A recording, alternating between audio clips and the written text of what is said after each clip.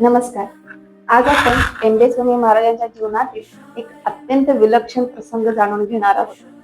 लग्नानंतर घरात मातोश्री आणि पत्नी यांच्यात वारंवार वाद होत असत. त्यामुळे वासुदेव भटजींच्या मनात संसार सोडून संन्यास घेण्याचा विचार येऊ लागला. पण हा विचार त्यांनी कोणालाही सांगितला नव्हता.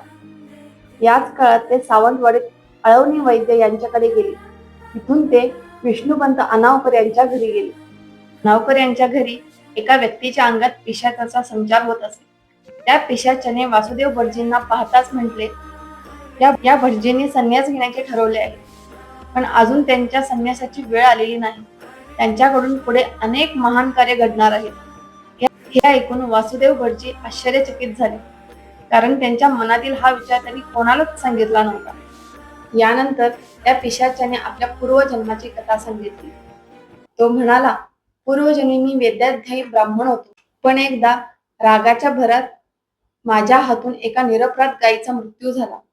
मी ही गोष्ट कोणालाही सांगितली नाही आणि त्या पापाचे प्रायश्चित्तही घेतले नाही.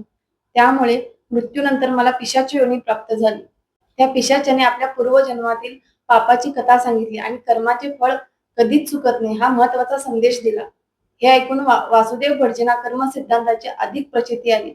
श्री गुरुदेव दत्त.